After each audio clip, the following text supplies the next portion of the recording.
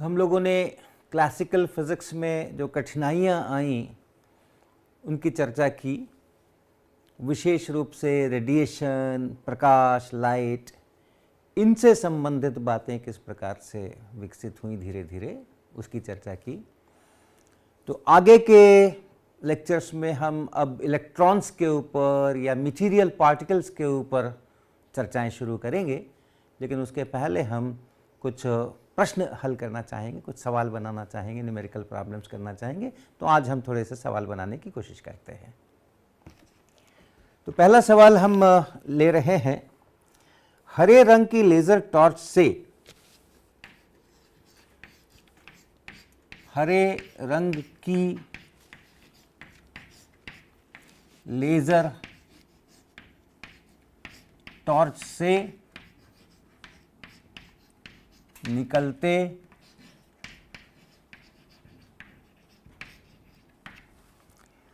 प्रकाश का तरंग दैर्घ्य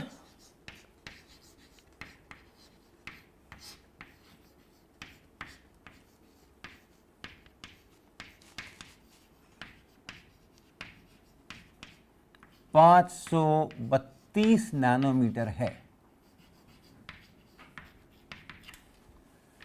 हरे रंग की टॉर्च हमने शुरुआत के लेक्चर्स में इस्तेमाल भी की थी, जब हम आपको लाइट के कुछ एक्सपेरिमेंट्स दिखा रहे थे। तो वो जो हरी लाइट उसमें से निकलती है, उसका जो वेवलेंथ है, तरंग दैर्घ्य, वो 532 नैनोमीटर्स होता है। तो इसके फोटोन की, ये जो रोशनी निकल रही है, इसके फोटोन की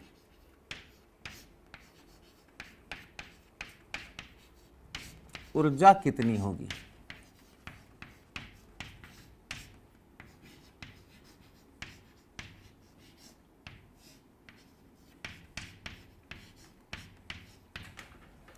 तो अगर उस लाइट को हम फोटॉन्स की तरह देखें, एक फोटोन फिर अगला फोटोन फिर अगला फोटोन, तो हर एक फोटोन की जो ऊर्जा है वो हमें प्राप्त करनी है। तो जो वेवलेंथ है, तरंग दैर्घ्य है, और जो ऊर्जा है, उसके बीच का संबंध हमें पता है। E ऊर्जा बराबर h into C by lambda. h Planck's constant और c speed of light in vacuum, और ये वेवलेंथ। तो ऐसा आप करेंगे तो एक एक फोटोन की ऊर्जा जो है वो प्राप्त होगी। तब h का मान आपको पता है, 6.63 इंटू 10 पावर -34 जूल सेकेंड ऐसा। c का मान आपको पता है 3 इंटू 10 पावर 8 मीटर पर सेकेंड, और वेवलेंथ यहाँ दे रखी है 532 नैनोमीटर्स, अर्थात इतना गुना -9 मीटर्स। तो ऐसा जब इन सब में रखेंगे तो हमें जूल में ऊर्जा प्राप्त होगी। साधारणतः हम लोग इस तरह के सवालों में या इस तरह की परिस्थितियों में इलेक्ट्रॉन वोल्ट्स में काम करना चाहते हैं। जो ऊर्जा की बातें हम करते हैं वो इलेक्ट्रॉन वोल्ट्स में करते हैं, तो हम जूल से फिर इलेक्ट्रॉन वोल्ट में भी बदल सकते हैं। लेकिन एक बहुत ज़रूरी कह सकते हैं या बहुत सुविधा होगी अगर आप यहीं पे इस जूल को इलेक्ट्रॉन वोल्ट में कन्वर्ट कर लें, और h इंटू सी, ये बार बार आने वाला है अपने पूरे डिस्कशन में, ये बार बार आने वाला है h इंटू सी। तो अगर हमने इसको जूल से और इलेक्ट्रॉन वोल्ट में कन्वर्ट कर लिया और उसके बाद ये गुना किया, तो इसका मान करीब करीब काफ़ी क्लोज 1240 इलेक्ट्रॉन वोल्ट नैनोमीटर, ऐसा इस प्रकार का इसका मान निकल करके आता है। h इंटू सी जब करेंगे तो इलेक्ट्रॉन वोल्ट नैनोमीटर इस यूनिट के अंदर में 1240। तो ये याद रखना बड़ा सुविधाजनक रहता है, क्योंकि कई बार इसका इस्तेमाल हम लोग करते हैं। और इसलिए E अगर लिखें हम, तो HC की जगह हम सीधा लिखेंगे 1240 EV/nm, और फिर यहाँ वेवलेंथ है 532 nm, तो ये 532 nm, और फिर हम इसको कैंसिल करेंगे और ये सीधा मेरे को इलेक्ट्रॉन वोल्ट में उसका उत्तर प्राप्त हो जाएगा। तो आप 1240 को और 532 से भाग लगा दें और देख लें कि ये कितना बन रहा है।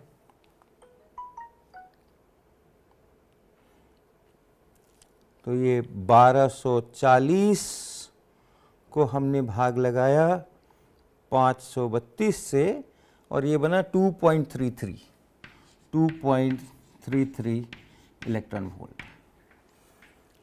तो अमूमन जो विजिबल लाइट है उसके फोटॉन्स की आप ऊर्जा देखेंगे तो इसी प्रकार की आएगी। ये ग्रीन लाइट है 2.33 eV, दूसरे कलर्स की लाइट होगी तो थोड़ा इसी के आसपास होंगी, लेकिन ऑर्डर यही होगा। अब अगला सवाल लेते हैं। एक अर्धचालक में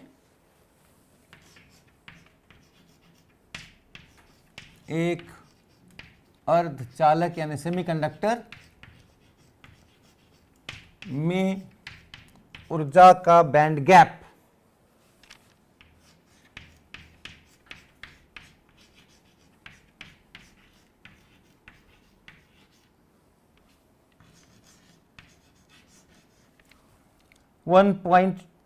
इलेक्ट्रॉन वोल्ट है। 1.2 इलेक्ट्रॉन वोल्ट है। अधिकतम कितने तरंग दैर्घ्य का प्रकाश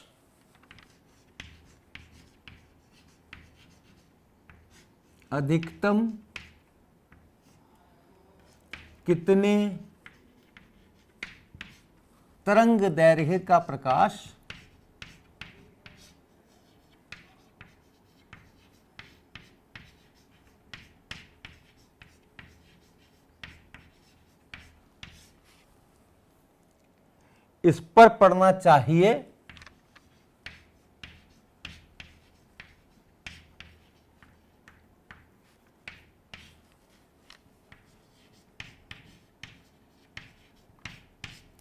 ताकि वह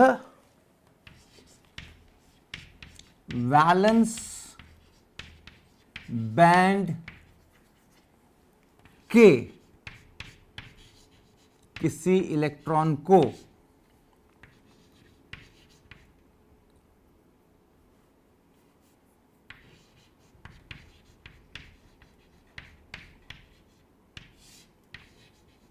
कंडक्शन बैंड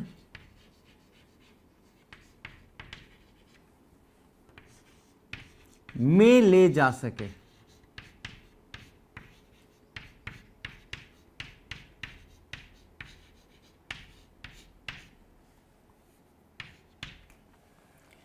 तो अर्धचालक यानी सेमीकंडक्टर जो सिलिकॉन, जर्मेनियम, गैलियम आर्सेनाइड इस तरह के मटेरियल्स होते हैं, सेमीकंडक्टर्स कहलाते हैं। उनमें ऊर्जा का बैंड गैप 1.2 eV है। तो उसमें जो इलेक्ट्रॉन्स की ऊर्जा होती है वो अलग अलग ग्रुप्स में होती है। तो एक ग्रुप जिसको हम लोग वैलेंस बैंड कहते हैं, ये सारा वैलेंस बैंड की ऊर्जाएं हैं, और दूसरा ग्रुप फिर इससे ऊपर की ऊर्जा का शुरू होता है जिसको हम कंडक्शन बैंड कहते हैं। तो कई सारे ग्रुप्स होते हैं, और भी ग्रुप्स होते हैं, लेकिन एक ग्रुप जिसको वैलेंस बैंड कहते हैं और अगला ग्रुप जो होता है उसको कंडक्शन बैंड कहते हैं। तो इलेक्ट्रॉन्स की जो ऊर्जा है वो यहाँ कहीं इतनी एनर्जी की कोई इलेक्ट्रॉन नहीं मिलेगा, तो इसलिए इसको गैप कहते हैं, एनर्जी गैप कहते हैं। यहाँ तक की ऊर्जा वाले इलेक्ट्रॉन्स मिलेंगे, उनको वैलेंस बैंड के इलेक्ट्रॉन कहेंगे। इसमें इतनी ऊर्जा वाले भी इलेक्ट्रॉन्स हो सकते हैं जिनको हम कहेंगे वो कंडक्शन बैंड में है, लेकिन इसके बीच की ऊर्जा के इलेक्ट्रॉन्स नहीं होंगे इस मटेरियल के अंदर में। इसलिए ये जो गैप है, इस गैप को कहते हैं एनर्जी गैप या band gap, energy band gap. तो ये जो बैंड गैप है वो बैंड गैप 1.2 इलेक्ट्रॉन वोल्ट का है। ये बताया हुआ है कि ये इतना बैंड गैप है यहाँ पे। अब इस पे एक रोशनी डाली जा रही है, इस मटेरियल के ऊपर एक रोशनी डाली जा रही है, और ये पूछा जा रहा है कि अधिकतम कितने तरंग दैर्घ्य का प्रकाश इस पर पड़ना चाहिए ताकि वैलेंस बैंड के किसी इलेक्ट्रॉन को, वैलेंस बैंड में कोई इलेक्ट्रॉन है उसको ये कंडक्शन बैंड में पहुंचा सके, यहाँ पहुंचा सके, इसको, इस इलेक्ट्रॉन को इतनी ऊर्जा दे दे कि ये यहाँ पहुंच जाए। तो ज़्यादा से ज़्यादा कितना वेवलेंथ होना चाहिए? आप वेवलेंथ बड़ा लेंगे तो फोटोन की ऊर्जा कम हो जाएगी। E = hc/λ है, ध्यान रखें। इसलिए हमारे फोटोन की ऊर्जा कम से कम 1.2 इलेक्ट्रॉन वोल्ट तो होनी ही चाहिए। उससे अगर कम होगी तब वो यहाँ से यहाँ नहीं ले जा सकता, उससे ज़्यादा होगी तो ठीक है, थोड़ा नीचे वालों को भी उठाने की कोशिश कर सकता है, और यहाँ भी बिल्कुल यहाँ नहीं छोड़ के थोड़ा ऊपर भी छोड़ सकता है, लेकिन मिनिमम 1.2 EV की फोटोन की ऊर्जा होनी चाहिए। उससे करस्पॉन्डिंग जो तरंग दैर्घ्य होगा, जो वेवलेंथ होगा, वही मैक्सिमम वेवलेंथ होगा जो ये काम को कर सकेगा। तो यानी हमें इतने EV की ऊर्जा वाले फोटोन का तरंग दैर्घ्य प्राप्त करना है। तो फिर वही सूत्र है हमारा, E बराबर hc बाई लैम्डा है, तो लैम्डा बराबर hc बाई E है, और ये 1240 EV/nm है, और ये 1.2 EV है। तो आप EV से EV को काट सकते हैं और इससे इसको भाग लगा सकते हैं, इसको तो ऐसे भी भाग लगा सकते हैं, यहाँ पर 1, फिर 0, फिर 3, ऐसा कुछ नैनोमीटर्स। तो 1033 नैनोमीटर ये इसका मैक्सिमम वेवलेंथ हो सकता है लाइट का। इससे ज़्यादा का वेवलेंथ लेंगे तो फिर उसकी ऊर्जा कम हो जाएगी और ये काम ये नहीं कर सकेगा। इसके बाद फिर अगला सवाल लेते हैं, लेकिन उसके पहले हमें जगह बनानी पड़ेगी। तो तीसरा सवाल लेते हैं, भोजन बनाते समय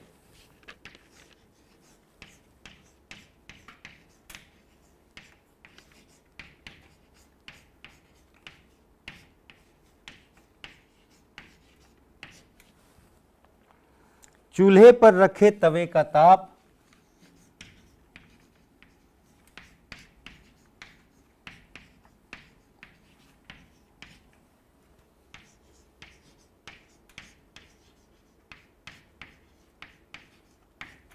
300 डिग्री सेल्सियस माने।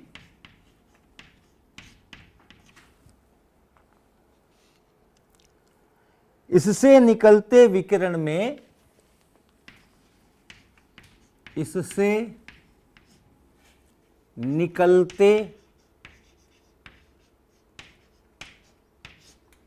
विकिरण में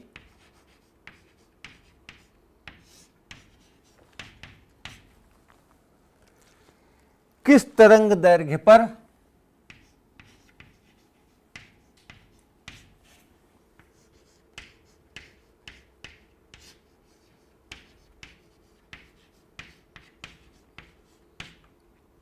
अधिकतम ऊर्जा होगी।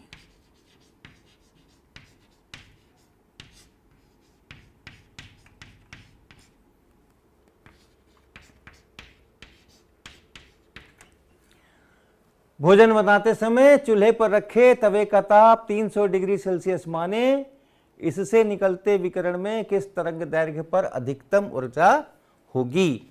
तो हम लोग जब गर्म करते हैं तवे को, थोड़ा हाथ ऊपर रख करके देखते हैं कि ठीक गर्म हुआ कि नहीं, तो वो ऊर्जा वहाँ से विकिरित हो रही है, विकिरण निकल रहा है। तो उसका क्या वेवलेंथ है, किस वेवलेंथ पर मैक्सिमम ऊर्जा निकल रही है। किस वेवलेंथ का मतलब, उस वेवलेंथ से जरा सा रेंज तो लेना ही पड़ेगा, इतने से इतने वेवलेंथ के बीच में, तो उसमें कहाँ पर मैक्सिमम ऊर्जा किस वेवलेंथ पर निकल रही है। तो इसके लिए हम लोग वीन्स डिस्प्लेसमेंट लॉ का इस्तेमाल करते हैं। अगर कैपिटल T टेम्परेचर हो और उससे विकिरण निकल रहा हो, तो जो मैक्सिमम वाला वेवलेंथ है, मैक्सिमम ऊर्जा वाला वेवलेंथ है, उसके लिए हमारा रिश्ता होता है लैम्डा m इंटू टी बराबर कांस्टेंट b, और उसका मान होता है 2.898 इंटू 10⁻³ मीटर केल्विन। तो किस टेम्परेचर पर, किस टेम्परेचर हमें दिया गया है, किस वेवलेंथ पर मैक्सिमम ऊर्जा होगी, यानी लैम्डा m हमसे पूछा जा रहा है। तो लैम्डा m का मतलब हो गया 2.898 into 10⁻³ metre kelvin divided by temperature 300 degree Celsius, यानी 573 केल्विन। तो ये वेवलेंथ हो गया, इतना मीटर, इतने मीटर का वेवलेंथ हो गया।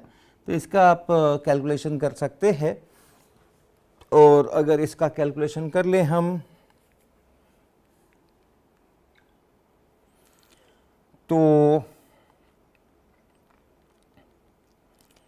हमें करना है 2898 और इसको भाग लगाना है 573 से 573 से, तो ये है 5। तो हमने यहाँ इसको 3 से और गुना कर लिया है, तो ये 5.05 आएगा वो इतने नैनोमीटर। ये हमने मीटर को अगर आप कन्वर्ट कर दीजिए नैनोमीटर में, 10 पावर 9 से गुना होगा, ये यहाँ पर 10 पावर 6 बन जाएगा और उसके बाद हमने 10 पावर 3 से यहाँ गुना करके भाग लगाया है तो 5.057 आया है और 10 पावर 3 से 5057 नैनोमीटर। इस पर मैक्सिमम आ रहा है। आप जानते हैं इंफ्रारेड रेडिएशन है जो हमारी चीज़ें गर्म होती हैं और ग्लो नहीं करती हैं, उनमें से जो रेडिएशन आता है उसमें विजिबल नहीं होता है, तो मैक्सिमम ज़्यादातर इंफ्रारेड की जो चीज़ें होंगी, इंफ्रारेड वेवलेंथ्स, उसके अंदर में ऊर्जा उत्सर्जित होगी। फिर इसके बाद अगला सवाल लें हम,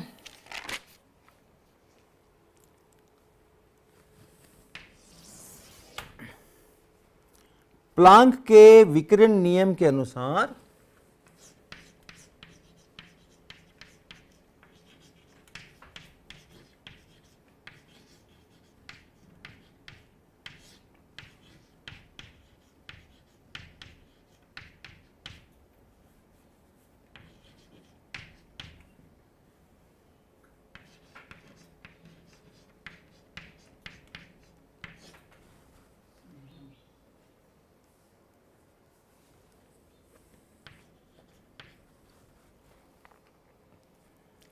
यू न्यू बराबर 8 pi nu square by C cube, H nu divided by E power H nu बटा के टी माइनस 1, ऐसा होता है। ये प्लैंक का रेडिएशन नियम है। सूर्य से आते प्रकाश में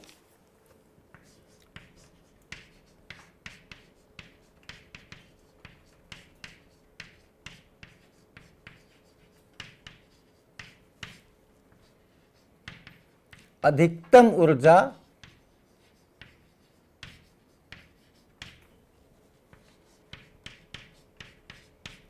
500 नैनोमीटर पर होती है, इसी के आसपास है, तो आप माने कि ये 500 नैनोमीटर पर होती है। इस तरंग दैर्घ्य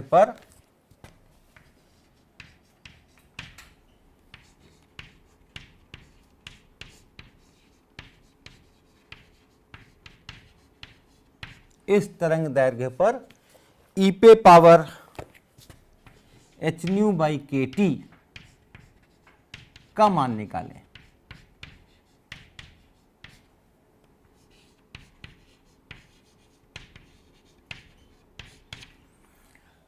जो सूरज से हमारे पास प्रकाश आता है उसमें बहुत सारे वेवलेंथ्स होते हैं, हम जानते हैं, सारा विजिबल उसी के अंदर में है, उसके दाएं बाएं भी है।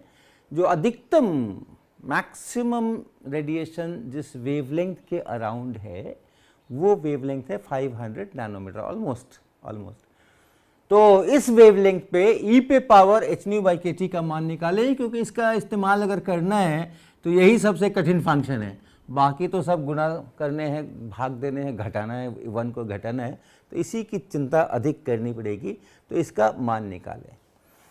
तो ई पे पावर एच न्यू बाई के टी को आप लिख सकते हैं ई पे पावर एच, और न्यू की जगह पे आप लिख सकते हैं सी बाई लैम्डा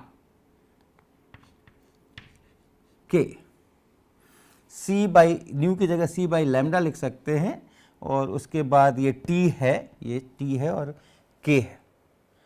और चूंकि हम यहाँ पे इसी वेवलेंथ पे ढूंढ रहे हैं 500 नैनोमीटर पे, जहाँ पर कि अधिकतम ऊर्जा है, तो ये वास्तव में लैम्डा एम है, और लैम्डा एम इंटू टी आपको पता है लैम्डा m इंटू टी जो होता है वो वीन्स डिस्प्लेसमेंट लॉ के अनुसार उसका मान आप लिख सकते हैं।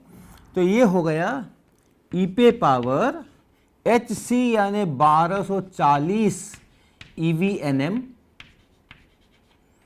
और बटा लैम्डा m इंटू टी ये है 2.898 इंटू 10 पे पावर -3 मीटर केल्विन, ये लैम्डा m इंटू टी हो गया। और k है बोल्ट्जमैन कांस्टेंट, तो उसका भी मान आप EV में लिख सकते हैं। और उसका मान अगर आप EV में लिखते हैं तो, या एक और भी चीज़ बड़ी अच्छी है आपको याद करा दूं कि जो K इंटू टी है Boltzmann constant into temperature, room temperature पे जहां हमारे अधिकतम काम होते हैं, अगर हम यहाँ 300 K रखें तो इसका वैल्यू 0.027 EV इसके करीब होता है। तो ये भी एक अच्छी याद रखने की चीज़ है। K into T is 0.027 EV at T equal to 300 K। और इसलिए K का मान अगर आप लिखना चाहते हैं तो K का मान आप लिख सकते हैं ये 0.027 EV और बटा 300 यहाँ और K EV बाई K। तो ये K का मान आप इस्तेमाल कर सकते हैं यहाँ पे। तो हमने यहाँ HC लिख लिया, हमने यहाँ लैम्डा m इंटू टी लिख दिया।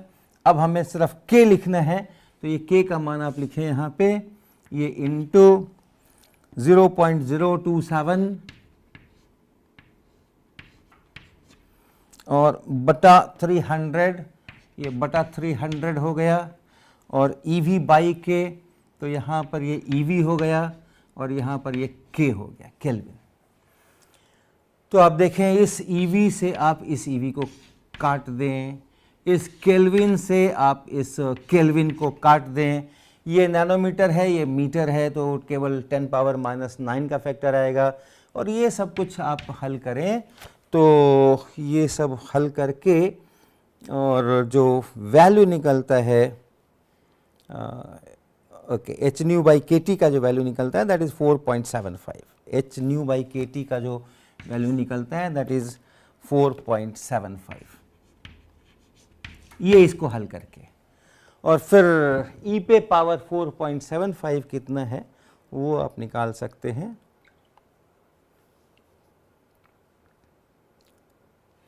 ये है 112 पॉइंट कुछ है, 0.2 समझ लें, ये प्योर नंबर होगा ये। तो ये इसका इस पर्टिकुलर चीज़ का मान है। और आप देख सकते हैं कि यहाँ पर इस 1 को आप बहुत आसानी से निगलेक्ट कर सकते हैं, क्योंकि 112 ये खुद है, तो बहुत ज़्यादा एरर नहीं होगी अगर आप इस 1 को नेगलेक्ट कर लें और इसको सिर्फ इसका इस्तेमाल करें आगे यूनिव वगैरह निकालने में। अब और एक सवाल लेंगे हम,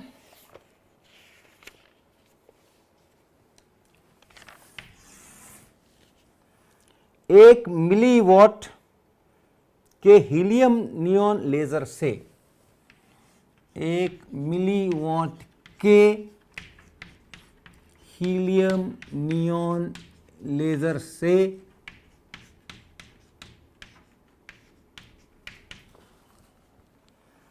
1 मीटर लंबी बीम या की करते हैं, लेजर की 1 मीटर लंबी बीम, 1 मीटर लंबी बीम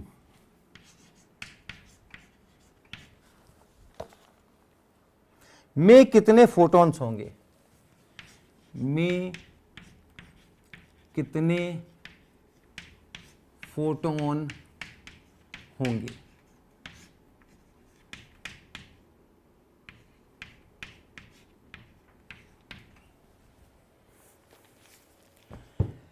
तो जो हीलियम नियॉन लेज़र है उसकी रोशनी जो निकलती है कुछ लाल रंग की रोशनी निकलती है, उसका जो तरंग दैर्घ्य होता है लैम्डा,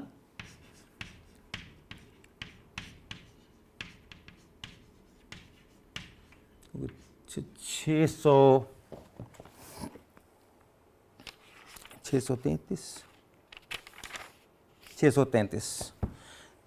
तैंतीस नैनोमीटर, ये उसका वेवलेंथ।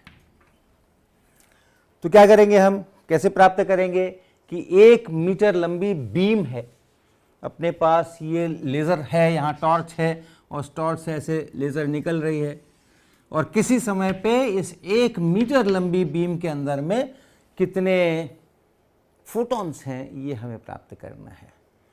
तो इसको 1 मिलीवॉट कहा गया है, अर्थात प्रति सेकंड 1 मिली जूल ऊर्जा निकल रही है। तो प्रति सेकंड, 1 सेकंड में कितनी ऊर्जा निकल रही है, ये ऊर्जा निकल रही है 1 मिली जूल 10⁻³ जूल। और आप अगर 1 सेकंड तक यहाँ वॉच करें और 1 सेकंड में जितनी ऊर्जा निकली वो कितनी दूर में जाकर के फैली है उसको देखें, तो जो 1 सेकंड के प्रारंभ में निकली थी वो अभी कहाँ होगी, और 1 सेकंड के अंत में जो निकली है वो अभी कहाँ होगी, उतनी लेंथ के अंदर में वो सारे फोटॉन्स हैं। और वो लेंथ कितनी हो गई, वो लेंथ हो गई 1 सेकंड में प्रकाश जितनी दूर चलता है। तो यानी 3 × 10⁸ मीटर इतनी लंबी बीम में ये 10⁻³ जूल ऊर्जा है, क्योंकि 1 सेकंड के अंदर में जितने फोटॉन्स निकले हैं, जितनी ऊर्जा निकली है, वो सब कहाँ है, उस 1 सेकंड के शुरू में जो निकली थी वो इतनी दूर पहुंच गई है, और उस 1 सेकंड जब पूरा हुआ है उस समय जो निकली है वो अभी ही निकली है। इसलिए सारी ऊर्जा इतनी लंबी बीम के अंदर में है। तो 1 मीटर बीम में कितनी ऊर्जा है, तो इसलिए 1 मीटर लंबी बीम में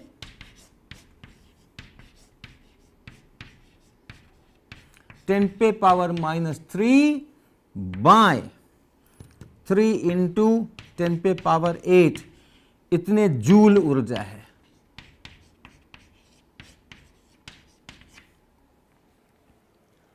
और इतनी ऊर्जा में कितने फोटॉन्स होंगे, तो प्रत्येक फोटोन का आप देख लें कि कितना ऊर्जा है।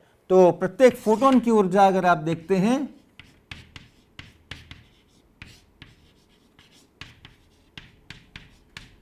तो E बराबर hc/λ अर्थात 1240 eV/nm बटा 633 nm, ये इतनी ऊर्जा है। हमें इसको जूल में कन्वर्ट करना पड़ेगा या उसको हमें ईवी में कन्वर्ट करना पड़ेगा, लेकिन कम बहुत आसान है, कठिन नहीं है। पहले हम इसको यही कर लेते हैं। इसको हम लिख सकते हैं 1240 और बाई 633 तो है ही इलेक्ट्रॉन वोल्ट, और 1 इलेक्ट्रॉन वोल्ट यानी कितने जूल, तो 1 इलेक्ट्रॉन वोल्ट यानी 1.6 × 10⁻⁻19 जूल्स, इतने जूल। फिर आप भाग लगा दें। अब आप कर सकते हैं कि इतने जूल ऊर्जा में कितने फोटॉन्स होंगे। एक फोटोन की ऊर्जा इतनी है, तो इतने ऊर्जा के अंदर कितने फोटॉन्स होंगे वो आप भाग लगा लें फोटोनों की संख्या, और वो आप जब भाग लगाएंगे तो आपको मिलेगा वो 1.06 × 10⁻⁷।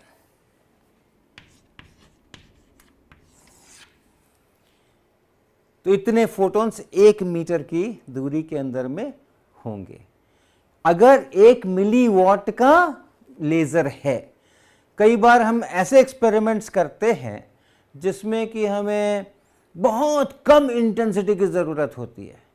तो 1 मिलीवॉट का लेज़र तो है यहाँ पे 1 मिलीवॉट का, लेकिन हम इसके आगे एटेन्यूएटर लगा सकते हैं, इसकी रोशनी कम कर सकते हैं, हम इसके आगे एक पोलराइज़र रख सकते हैं या 2 पोलराइजर्स रख सकते हैं और एक को दूसरे की तरफ घुमा सकते हैं ताकि इंटेंसिटी काफ़ी कम हो जाए, 10 पे पावर 10 के फैक्टर से कम हो जाए या उससे भी और कम हो जाए। उस समय अगर आप ये कैलकुलेशन करेंगे, मान लीजिए कि 1 मिलीवॉट नहीं होकर के 1 milliwatt into 10 to the power -10 हमने उसकी इंटेंसिटी कम कर दी है, तो यहाँ पे और आपको 10 टू द पावर 10 से भाग लगाना पड़ेगा और तब आप पाएंगे 1.06 इंटू 10 पावर -3। 1 मीटर में कितने फोटोन है? 1/1000 फोटोन है। तो वैसा तो हो नहीं सकता है। तो उसका अर्थ है कि अब इतने फोटोन नहीं है कि आप ये एक एक नियम लगा सके। अब एक फोटोन है और वो चला गया और उसका बहुत देर तक फोटोन ही नहीं है, फिर अगला फोटोन आया और फिर वो चला गया, उस 1 मीटर में आया और फिर चला गया और फिर बहुत देर तक फोटोन ही नहीं है। तो इस प्रकार के अगर हम इंतज़ाम करते हैं तो हम सिंगल फोटोन के एक्सपेरिमेंट्स कर सकते हैं। एक सिंगल फोटोन क्या कर रहा है हम उसके एक्सपेरिमेंट्स कर सकते हैं और इन एक्सपेरिमेंट्स ने भी क्वांटम मैकेनिक्स के सत्यापन में कहो या उसके प्रति विश्वास जगाने में कहो एक महत्वपूर्ण भूमिका अदा की है। हम एक जरा सी चर्चा उसकी केवल करना चाहते हैं यहाँ पर छोड़ने के पहले। आपको यंग्स डबल स्लिट एक्सपेरिमेंट याद होगा। अगर 2 स्लिट होते हैं और उसके बाद सामने आप स्क्रीन रखते हैं और इधर से आप लाइट भेजते हैं, कोहेरेंट लाइट, तो यहाँ पर इंटेंसिटी में एक वेरिएशन मिलता है, कुछ इस प्रकार का वेरिएशन मिलता है, कहीं ब्राइट फ्रिंज और कहीं डार्क फ्रिंज। अगर ये इंटेंसिटी हम इतनी कम कर दें कि एक एक फोटोन ही एक बार में आए, पूरे अपरेटस में जितना है वॉल्यूम उसमें एक ही फोटोन एक बार में होगा, उससे ज़्यादा होने के चांसेस ही बहुत ही क्षीण है, नहीं है। तो एक सिंगल फोटोन आ रहा है, अगर हम फोटोन पिक्चर में बात करेंगे तो एक सिंगल फोटोन आ रहा है। अब वो सिंगल फोटोन कैसे इंटरफेरेंस करेगा? वो इस स्लिट से जाएगा कि उस स्लिट से जाएगा, कैसे जाएगा? तो ये एक बड़ा प्रश्न है। और क्या पाते हैं इन एक्सपेरिमेंट्स में कि शुरुआत में यहाँ जो स्क्रीन है वो मैक्सिमम इंटेंसिटी और मिनिमम इंटेंसिटी नहीं होती। अगर स्क्रीन को आप ऐसा देखें, ऐसा अगर स्क्रीन है ये, तो कहीं एक डॉट आ गया, कोई एक फोटोन आया, उसने कहीं पहुंच गया, वो कहीं दूसरे फोटोन आया, वो कहीं और पहुंच गया, तीसरा फोटोन आया, कहीं और पहुंच गया। तो अगर आप सीसीडी कैमरा से इसको कैप्चर करते चलें तो शुरुआत में देखेंगे कि बड़े रैंडम डॉट्स हैं, कोई इंटरफेरेंस पैटर्न नहीं है। यानी ये फोटोन बाय फोटोन आ रहे हैं पार्टिकल, और एक एक पार्टिकल अलग अलग जगह पर स्ट्राइक कर रहे हैं। लेकिन यही एक्सपेरिमेंट बहुत देर तक आप चलाते रहिए तो और फोटोन्स आएंगे और फोटोन्स आएंगे और फोटोन्स आएंगे, और धीरे धीरे करके आप देखेंगे कि यहाँ पर बहुत सारे फोटोन्स आ रहे हैं, यहाँ पे बहुत सारे फोटोन्स आ रहे हैं, यहाँ पे बहुत सारे फोटोन्स आ रहे हैं, यहाँ पे बहुत सारे फोटोन्स आ रहे हैं, और बीच में डार्क फ्रिंजेस बन रही है। तो वेव्स के द्वारा जो हम दिखाते हैं कि यहाँ पे मुझे मैक्सिमम इंटेंसिटी होगी, यहाँ मिनिमम इंटेंसिटी होगी, ये जो पैटर्न है, ये पैटर्न फोटोन्स के द्वारा बिल्टअप हो रहा है। वन फोटोन अलग अलग आकर के। लेकिन फोटोन कहाँ लैंड करेंगे, यहाँ करेंगे कि यहाँ करेंगे कि यहाँ करेंगे कि यहाँ करेंगे, कहाँ करेंगे, वो डिसाइड हो रहा है इस वेव्स के द्वारा। जहाँ कंस्ट्रक्टिव इंटरफेरेंस हो रहा है वहाँ लैंड होने की प्रोबेबिलिटी ज़्यादा, जहाँ डिस्ट्रक्टिव इंटरफेरेंस हो रहा है वहाँ लैंड होने की प्रोबेबिलिटी कम। तो इस प्रकार के एक्सपेरिमेंट्स जो कि क्वांटम मैकेनिक्स के लिए बड़े महत्वपूर्ण हैं, लो इंटेंसिटी की लाइट से किए जाते हैं।